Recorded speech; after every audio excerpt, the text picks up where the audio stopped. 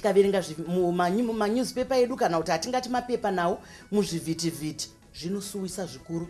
Uyu wauraya mukadzi wake, uyu wauraya murume wake, hama dzazodai, vana vazosara. Zviri kumbofamba sei kuti munhu anoponda munhu akambotsidza kuti achazopasaniswa nekufa kwaMwari nekuda kwaMwari? Zviri kumbofamba sei?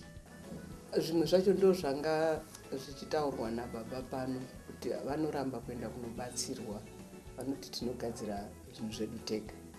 Zvino zvinozosvika pekuti havachakwanisi kuzvigadzira, saka umwe onzwa kushungurudzwa, anzwa kushungurudzwa kudaro otouraya nokuti anenge ashatirwa. Pese panoitwa muchato tinotaura tichiti pane dhimoni kana kuti mweya wakashata unogaririra kuparadza muchato.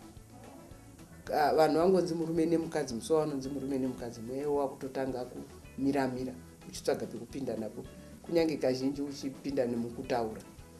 Saka mweya iwoyo nekuti idhimoni rinenge richingoda kuti riparadze, saka rikazobata murume akasazvidzora anobva auraya, kana kuti ari mukadziwo oitawo nepaanoita napo. Dhimoni racho chinondishamisa ngechekuti vangauraya nevanhu, handiti vanourana vanhu chiroorana vaichisamba chikurukuru chino chiroorana.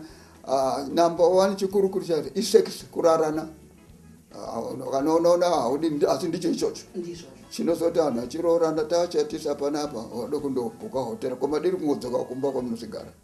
Charoorerana chechocho ndosaka tichizotaura vanasikana kuti iwe usarara naye mukomana yewo asati mamachata, anozokusiya nokuti anokuroorera ndicho number 1 iyo ndochokutanga ichocho. Saka kazhinji zvinokonzerwa, handingazodzokora nyaya yangu, zvinokonzerwa nokusabatsirwa nokuzobvunza vamwe kuti munogara sei, imi makaita sei, kuti ngaitawo sei. Kana munhu asingadi kutsvaga chakanaka zvinoenda pana upenyu, chakanaka chinoonekwa kune vamwe. Toenda kwamachisamba, munombozviita sei, takadai takaseza ndataura kuti isi takakunda nemwoyo murefu kuregererana. Saka isu tino mufaro mukuru mumba medu, hatina zvisozo. Saka vana vedu vese vakapera kuroorwa vese havakwanisi kuona, havana chokutaura chakashata chakakwana kwatiri. Saka ivo vabva vangoteedza neimomo vari kuedza nokuda kuti takaedza kuratidza kuti upenyu hwakadai.